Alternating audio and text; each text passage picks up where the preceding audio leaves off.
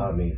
الحمدللہ رب العالمین والصلاة والسلام علی سید الانبیاء والمرسلین وعلی آلہ واصحابہ اجمعین الی یوم الدین۔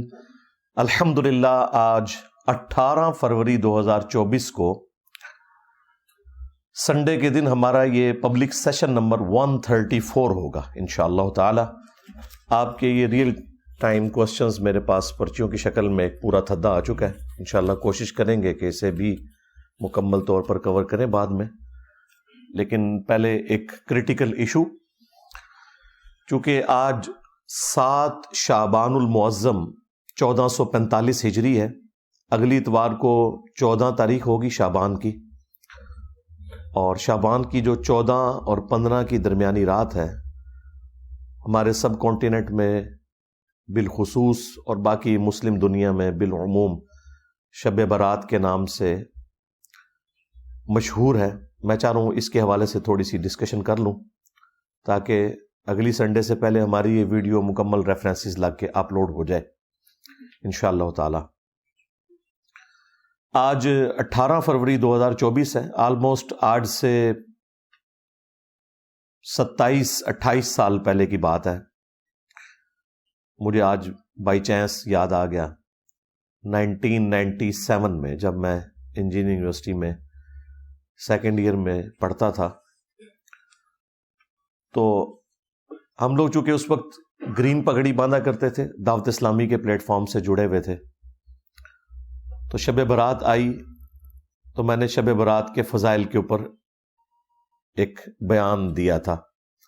ہمارا اجتماع ہوتا تھا مغرب سے عشاء کے درمیان، یونیورسٹی کے ہاسٹل کی جو پریئر ہال ہے، مسجد تو نہیں، وہ پریئر ہال ہی اسے کہا جاتا تھا۔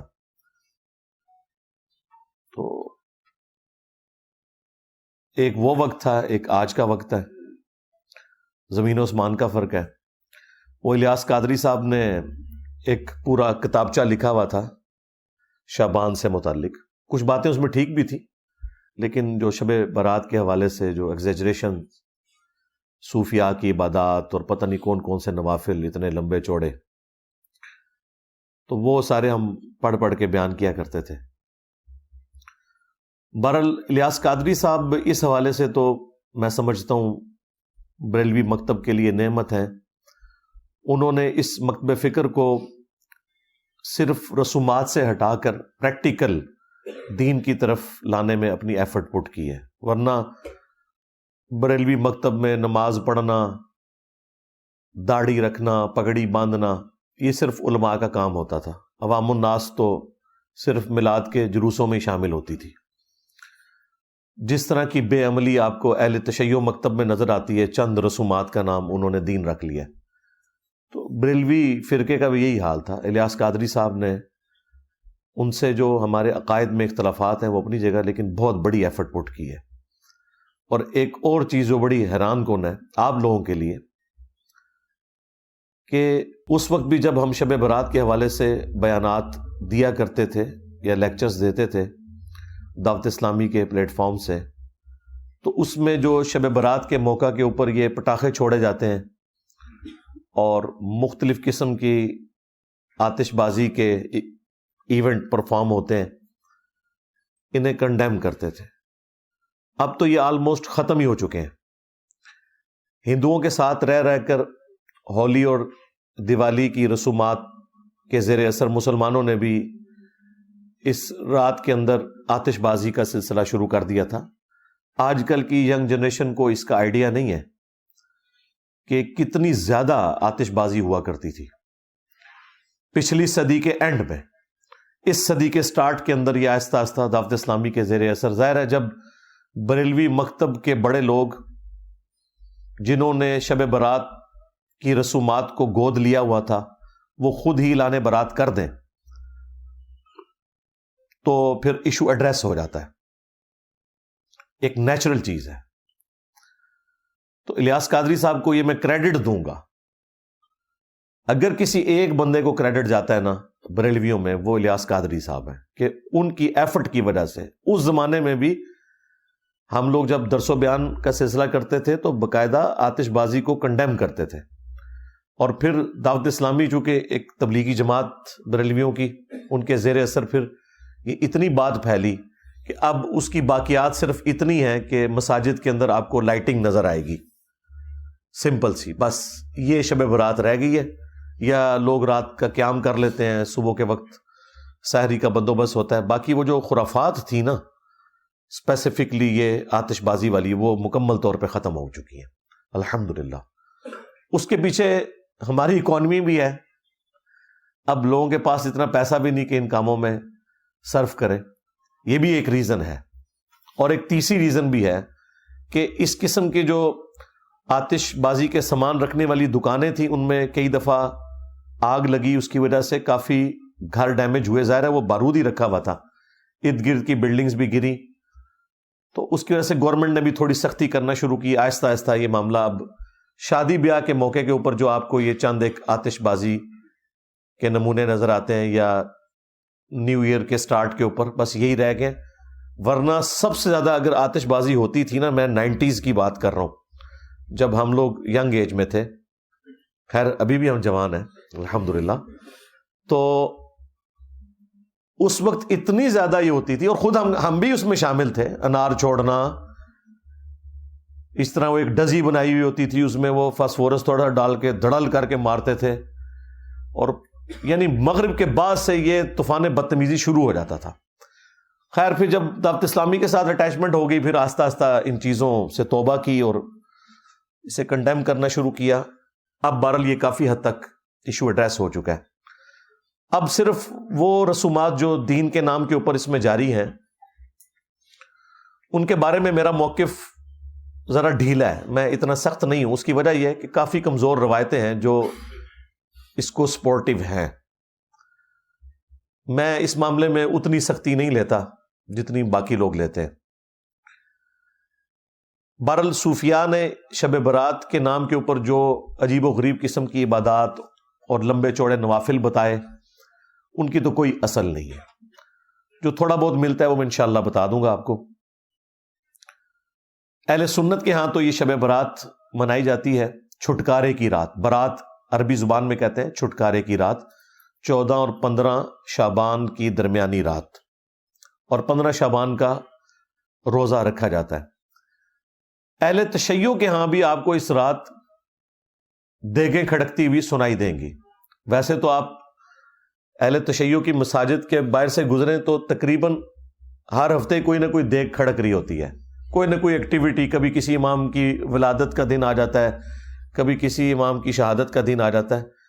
وہ بس شیطان کے ہتھے چڑھ چکے ہیں، انہوں نے اس قسم کی رسومات کو دین کا نام دے دیا ہے، نہ کوئی نماز کے ساتھ لینا دینا، نہ کوئی روزوں کے ساتھ لینا دینا، بس محرم کے موقع کے اوپر چند ایک ایکٹیویٹیز، ان میں سے بھی اکثر بدعت ہی ہیں جو دین میں داخل کر دی ہیں دین کے نام کے اوپر، اور باقی پورا سال یہ جو مختلف ان کی تاریخیں چلتی رہتی ہیں۔ تو عین اس رات میں بھی وہ ایک ایکٹیویٹی پرفارم کر رہے ہوتے ہیں، اسے وہ شعبانیہ کا نام دیتے ہیں۔ عام لوگوں کو تو ظاہر نہیں پتا، اہل سنت کو بھی نہیں پتا کہ وہ شب برات نہیں منا رہے ہوتے۔ اس رات امام محمد مہدی ابن حسن العسکری، جو ہمارے نزدیک امام مہدی قرب قیامت میں آئیں گے، ان کے نزدیک پیدا ہو کر وہ غیابت میں جا چکے ہیں، ان کی ولادت کی رات ہے، وہ 14 اور 15 کی درمیانی رات شعبان المعظم کی۔ تو وہ ان کی ولادت کی رات کے طور پر وہ لائٹنگ اور وہ دیگیں اور وہ باقی سارے معاملات کر رہے ہوتے ہیں۔ اہل تشیع بھی اس رات کو ایکٹیویٹی کے طور پہ نہیں مانتے۔ اہل تشیع کا بھی جو شب برات یا لیلۃ القدر کے حوالے سے موقف ہے، وہ وہی ہے جو اہل علم اہل سنت کا ہے، کہ وہ رمضان المبارک میں وہ رات آتی ہے۔ میں انشاءاللہ اس کے اوپر ڈسکشن بھی کر دوں گا، لیکن یہ میں نے تمہیداً آپ کو بتایا کہ یہ معاشرے کے اندر کیا چل رہا ہے۔ اگر آپ ان صوفیاء کے گروہ سے، جن میں اکثریت بریلویوں کی ہے، دیوبند بھی کسی حد تک اس کے قائل ہیں، سوائے ان چند دیوبندی علماء کے کہ جو اہل حدیث مکتب کے زیر اثر آ گئے، تو وہ ان چیزوں کا انکار کر رہے ہیں۔ اوورآل دیوبندی مکتب بھی ظاہر ہے وہی صوفیزم کی لیگیسی کو لے کے چل رہے ہیں۔ ان کے نزدیک یہ جو رات ہے شب برات، یہ شعبان المعظم کی 14 اور 15 کی درمیانی رات ہے، یعنی 15ویں رات، چونکہ اسلامی کیلنڈر میں رات پہلے آتی ہے دن بعد میں، تو ان کے نزدیک یہ رات وہ رات ہے جس میں اللہ تعالیٰ نے قرآن حکیم کو لوح محفوظ سے اتارا آسمان دنیا کے اوپر، اور پھر گریجولی 23 سال کے اندر قرآن حکیم آسمان دنیا سے نیچے نازل ہوا۔ اب ان سے پوچھیں یہ کہاں لکھا ہوا ہے، تو ان کے پاس دلیل کوئی نہیں ہے، اور وہ زبردستی اس کانسیپٹ میں وزن بھرنے کے لیے قرآن حکیم میں سورہ الدخان سورت نمبر 44 پارہ نمبر 25 اس کی ابتدائی جو آیات ہیں ان کا سہارا لیتے ہیں۔ وہ کہتے ہیں قرآن میں اس رات کا ذکر موجود ہے۔ اعوذ باللہ من الشیطان الرجیم، بسم اللہ الرحمن الرحیم، حامیم، حروف مقطعات ہیں، والکتاب المبین، قسم ہے روشن کتاب کی، اس سے مراد قرآن حکیم بھی ہو سکتا ہے اور لوح محفوظ بھی۔ انا انزلناہ فی لیلۃ مبارکہ، بے شک ہم نے اس قرآن کو نازل کیا ایک بابرکت رات میں۔ انا کنا منذرین، بے شک ہم ڈر سنانے والے ہیں، یعنی آخرت کا ڈر سنانے والے ہیں۔ اس کتاب کے ذریعے ہم نے آخرت کی جواب دہی کی آگاہی کروائی انسانیت کو اپنے محبوب صلی اللہ علیہ وآلہ وسلم کے ذریعے۔ فیہا یفرق کل امر حکیم، اور اس مبارک رات میں ہر اہم کام بانٹ دیا جاتا ہے، یعنی فرشتوں میں کام سونپ دیے جاتے ہیں اللہ تعالیٰ کی طرف سے، پورے سال کا ایک شیڈیول دے دیا جاتا ہے۔ امر من عندنا، اور یہ سارے کام ہماری طرف سے ان کے سپرد کیے جاتے ہیں۔ انا کنا مرسلین، اور بے شک ہم ہی فرشتے بھیجتے ہیں۔ رحمتم من ربک، یہ رحمت ہے تیرے رب کی۔ انہ هو السمیع العلیم، بے شک وہ سننے والا ہے، علم والا ہے۔ تو یہ جو 6 آیات ہیں وہ کہتے ہیں ان 6 آیات کے اندر جو بابرکت رات رپورٹ ہوئی ہے وہ شب برات یعنی شعبان کی 15ویں رات ہے، اور کہتے ہیں دیکھیں اس میں واضح ہے کہ اس رات میں ہر اہم کام فرشتوں کے سپرد اللہ تعالیٰ کر دیتا ہے۔ جو آپ نے سنا ہے کہ جی وہ پورے سال میں جن لوگوں نے مرنا ہوتا ہے ان کے نام بتا دیے جاتے ہیں، اسی طریقے سے کس کو کتنا رزق ملنا ہے وہ بتا دیا جاتا ہے، ہر طرح کے امپورٹنٹ کام سپرد کر دیے جاتے ہیں۔ حالانکہ قرآن اگر یہ کہہ رہا ہے نا کہ ہم نے اس قرآن کو ایک بابرکت رات میں نازل کیا، تو پھر سب سے پہلے تو قرآن سے ہی پوچھنا چاہیے کہ وہ بابرکت رات کس مہینے میں آتی ہے، وہ کون سی رات ہے، اور اگر قرآن میں نہ ملے تو پھر صحیح الاسناد احادیث میں۔ لیکن اللہ کا شکر ہے کہ صحیح الاسناد احادیث تک جانے کی نوبت ہی نہیں آتی، قرآن حکیم نے خود بتا دیا ہے کہ قرآن کب نازل ہوا۔ وہ سورۃ البقرہ میں مشہور آیت شہر رمضان الذی انزل فیہ القرآن، رمضان کا مہینہ ہے وہ جس میں قرآن نازل ہوا۔ ہدی للناس، پوری انسانیت کے لیے یہ ہدایت ہے۔ کہتے ہیں صرف نیک لوگوں کو ہدایت ملتی ہے، نہیں، قرآن کہہ رہا ہے پوری انسانیت کے لیے۔ اور وہ جو سورۃ البقرہ کے سٹارٹ میں ہے ہدی للمتقین، اس سے بھی مراد ہے پوری انسانیت، اور پوری انسانیت میں وہ لوگ جو ڈر جائیں اس تصور سے کہ جس رب نے ہمیں ہماری مرضی کے بغیر پیدا کیا وہ قیامت والے دن ہمیں پوچھے گا۔ متقی سے مراد یہ نہیں ہے کہ کوئی صرف پرہیزگار لوگ مراد ہے، ڈر جانے والے لوگ۔ ہدی للناس، پوری انسانیت کے لیے ہے یہ ہدایت۔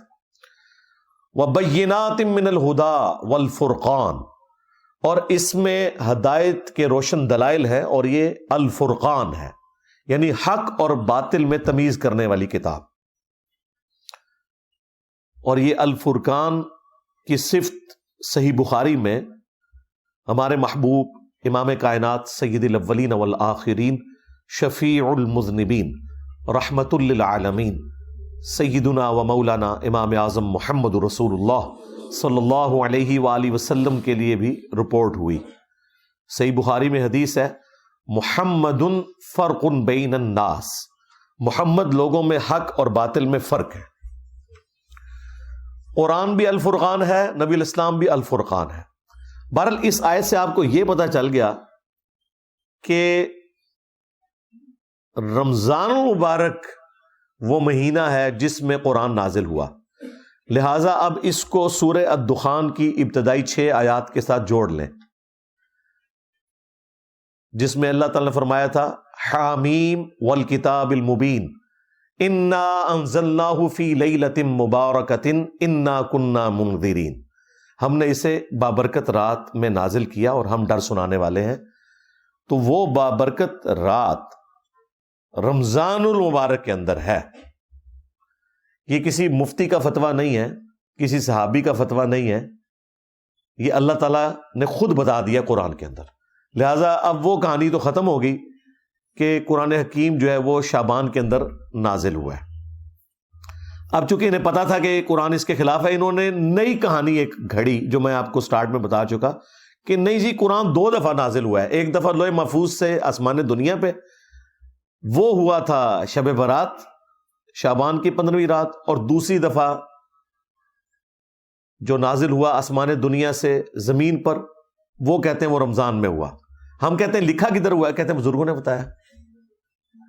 یہ تو اتنا بڑا ٹروتھ تھا کہ قرآن میں آنا چاہیے تھا کہ شعبان کا مہینہ ہے وہ جس میں ہم نے قرآن کو نازل کیا لوح محفوظ سے آسمان دنیا پر، اور رمضان کا مہینہ ہے وہ جس میں ہم نے قرآن کو نازل کیا آسمان دنیا سے محمد رسول اللہ صلی اللہ علیہ وآلہ وسلم کے قلب اطہر کے اوپر.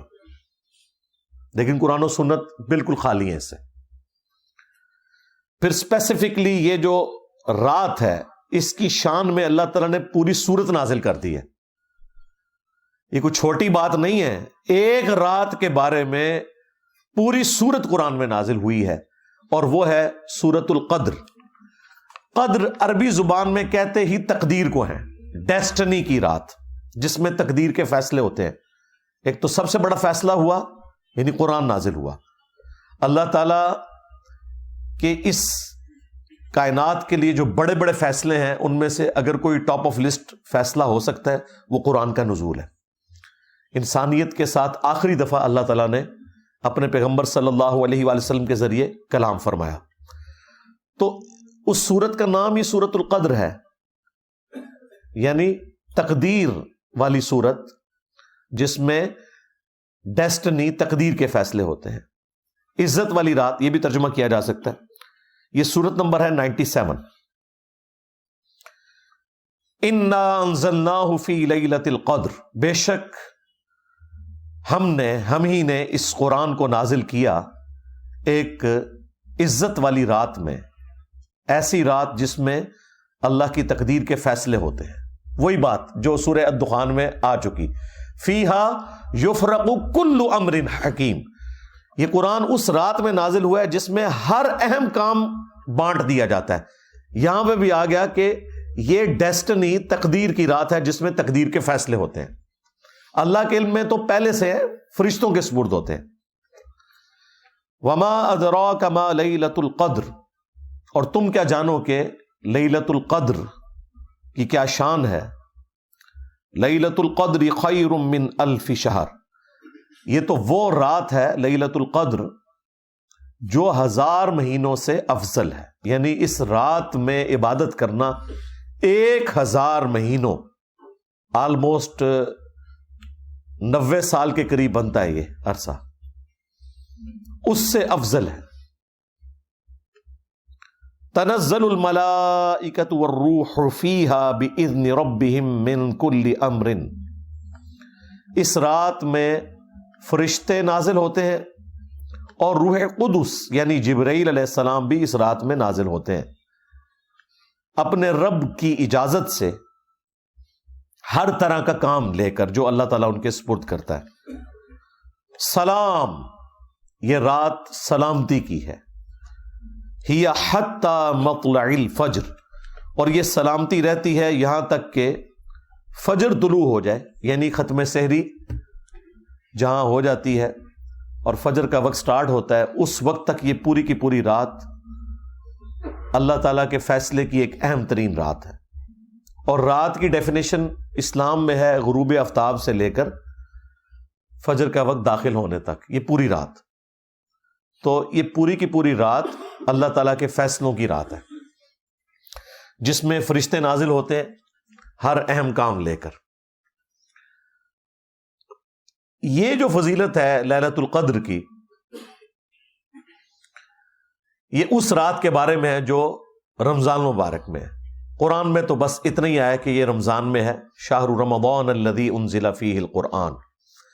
لیکن پھر نبی علیہ السلام نے اسے بریف کیا. صحیح بخاری اور صحیح مسلم دونوں میں یہ حدیث موجود ہے کہ اللہ کے محبوب صلی اللہ علیہ وآلہ وسلم نے رمضان مبارک کے پہلے 10 دن اعتکاف کیا اور پھر اپنے حجرے مبارک سے سر اقدس کو باہر نکالا اور فرمایا کہ میں نے ان 10 دنوں میں لیلۃ القدر کو نہیں پایا. پھر اگلے 10 دن اعتکاف کیا. پھر آپ صلی اللہ علیہ وآلہ وسلم حجرہ شریف سے باہر نکلے اور فرمایا کہ میں نے ان 10 دنوں میں بھی لیلۃ القدر کو نہیں پایا. اور پھر آپ علیہ السلام نے فرمایا کہ مجھے اللہ تعالیٰ نے بتایا کہ یہ رمضان مبارک کے آخری عشرے، یعنی آخری جو 10 دن ہیں، ان کی طاق راتوں میں سے کوئی رات ہے. 21ویں بھی ہو سکتی ہے، 23ویں بھی، 25ویں بھی، 27ویں بھی اور 29ویں بھی. یعنی یہ آخری جو 5 طاق راتیں ہیں ان میں سے کوئی ایک رات ہے. نبی علیہ السلام کو وحی کے ذریعے بتایا گیا. تو تم اسے رمضان مبارک کے آخری عشرے کی طاق راتوں میں تلاش کرو. تلاش کرنا مطلب یہ نہیں کہ کچھ آپ کو نظر آنا ہے. یہ پبلک میں مشہور کیا ہوا ہے جی سمندر کا پانی شہد سے زیادہ میٹھا ہو جاتا ہے، اور خدا دا نہ آ جائے گورے نے کدھر سن لیا نا، پہلے تھوڑی مٹی پلید ہوئی ہے. اچھا، انہی باتوں کی وجہ سے آج کل کے جو ماڈرن مسلمان ہیں یا ایون نان مسلم جو ہے، وہ ہماری ویڈیوز کو اپریشیٹ کرتے ہیں کہ یار کوئی لاجیکل بندہ آیا ہے جس نے کوئی سینس کے ساتھ بات کی ہے. لیکن ہمارے مسلمانوں میں گھسے ہوئے لوگ اس کو غلط رنگ دیتے ہیں کہ جی انجینئر صاحب ان کے اعلی کار ہیں. کبھی کہتے ہیں یہ یہود و نصارہ کا ایجنٹ ہے. تو یہ لاجیکل گفتگو ہو رہی ہے. اس سے زیادہ سخت الفاظ میں اہل حدیث مکتب کے لوگ کرتے تھے، لیکن ان کے فرقے سے ان کو نقصان نہیں ہوا. نقصان تو ہوا ہے ہماری دعوت حق سے، جو نبی علیہ السلام کی مبارک دعوت حق ہے، اس لیے انہیں تکلیف ہو رہی ہے. ہمارا تو ایک نعرہ ان کو لے ڈوبا ہے. کون سا؟ میرے نبی سا ہے ہی کوئی نہیں، تیرے بابے تھے شاہ ہی کوئی نہیں. تو اس کی وجہ سے پھر وہ سارا غصہ میرے اوپر نکالتے ہیں. تو شکر کریں کہ گوروں کو اردو نہیں آتی اور آپ کو انگریزی نہیں آتی. ہاں، انہوں نے سمندر کے کنارے کھڑے ہو جانا ہے اور انہوں نے آپ کو 5 راتوں کا ڈیٹا نہیں دینا، رمضان کی 30 راتوں کا ڈیٹا دینا ہے کہ جی یہ جناب ہم نے یہ سیمپل لے رہے ہیں تو بتائیں اس میں کون سا شہد سے زیادہ میٹھا ہے. جی درخت سارے سجدے میں گر پڑتے ہیں، انہوں نے کہنا نہیں لے جی ہم نے CCTV کیمرے لگائے ہوئے ہیں. انسان کو تو نیند بھی آ جاتی ہے، اونگ بھی آ جاتی ہے. کتا بھی رات کو سو سکتا ہے، CCTV کیمرہ تو نہیں سوتا. تو کہیں گے دسو کیوں ہے؟ تو یہ کہانیاں سنانی بند کریں. ایون نبی علیہ السلام کے زمانے میں بھی جب شب قدر آئی ہے نا، صحابہ کو نہیں پتا چلا. آپ کو خواب دکھائی گئی تھی، اور ظاہر ہے نبی کا خواب وہی الہی ہوتا ہے. آپ نے فرمایا کہ وہ رات ایسی رات ہوگی کہ جس صبح میں فجر کی نماز پڑھوں گا تو میرے ماتھے پر کیچڑ کا نشان ہوگا. صحابہ کرام کہتے ہیں وہ 21ویں رات جب فجر کے وقت نبی علیہ السلام نے نماز پڑھائی تو اس رات کافی بارش ہوئی تھی، مسجد نبوی کا چھت ٹپک رہا تھا، اور چونکہ آپ نیکڈ زمین کے اوپر ہی نماز پڑھا کرتے تھے، تو جب آپ نماز کے بعد ہماری طرف متوجہ ہوئے تو ہم نے کیچڑ کا نشان آپ کے ماتھے پہ دیکھا. تو ہم نے کہا اچھا یہ رات تھی. یار اگر صحابہ کا یہ سٹیٹس ہے کہ انہیں صبح پتہ چلتا ہے، تو یہ جو کہانیاں کرواتے ہیں کہ جی وہ رات کو ہمیں پتہ چل جائے گا، یہ نشانی ظاہر ہوگی، کوئی نشانی نہیں ظاہر ہوگی بھائی. اور یہ فکس بھی نہیں ہے، یہ بھی ذہن میں رکھیے گا۔ نبی اسلام کے مبارک زمانے میں 21ویں رات آئی، یہ 23ویں بھی ہو سکتی ہے۔ اہل تشیع زیادہ زور دیتے ہیں 23ویں کے اوپر، لیکن وہ بھی مانتے ہیں کہ 21ویں بھی ہو سکتی ہے۔ کچھ صحابہ کرام، صحیح مسلم میں آتا ہے، وہ 27ویں کو مانتے تھے۔ تو یہ ویری کرتی ہے۔ یہ اللہ تعالیٰ نے بیسیکلی شب قدر کی ایک سیلیبریشن رکھی ہوئی ہے۔ کسی سال وہ 21ویں کو سیلیبریٹ کرتا ہے اللہ تعالیٰ، کسی سال 23ویں کو، کسی سال 25ویں کو، کسی سال 27ویں کو۔ مقصد یہ ہے کہ وہ 10 دن آپ اللہ کو دیں، وہ طاق راتیں دیں۔ جو بخاری مسلم میں آتا ہے کہ جب آخری عشرہ شروع ہوتا تھا، نبی علیہ السلام خود بھی رات کو جاگتے تھے اور اپنے گھر والوں کو بھی جگاتے تھے کہ وہ رات کو عبادت کریں۔ ان راتوں کو زندہ کرنا مقصد ہے، اور وہ بخاری مسلم میں حدیث ہے۔ نبی علیہ السلام نے فرمایا، جس نے ایمان اور احتساب کے ساتھ شب قدر کا قیام کیا، اللہ تعالیٰ اس کے پچھلے سارے گناہوں کو معاف فرما دے گا۔ ہاں، تو وہ فضیلت بیسیکلی حاصل کرنی ہے آپ نے قیام کر کے۔ شب قدر اگر آپ کو مل گئی، یعنی وہ اللہ کے علم میں کون سی ہے، تو یقیناً اگر آپ آخری طاق راتوں میں قیام کرتے ہیں، آپ کو مل گئی، کوئی نشانی نہیں ظاہر ہونی۔ اور یہاں تو چاند کا بھی جھگڑا رہتا ہے۔ بہتر یہ ہے کہ آپ آخری 10 کے 10 دن ہی کریں، بلکہ پورا رمضان اہتمام کریں کہ رات کا قیام کریں۔ اور وہ بھی بخاری مسلم میں اسی حدیث میں ہی آتا ہے کہ جس نے ایمان اور احتساب کے ساتھ رمضان کا قیام کیا، اس کے بھی پچھلے سارے گناہ معاف، اور جس نے ایمان اور احتساب کے ساتھ رمضان کے روزے رکھے، اس کے بھی پچھلے سارے گناہ معاف۔ یہ تینوں باتیں شب قدر، قیام اللیل اور رمضان کے بارے میں ایک ہی حدیث میں۔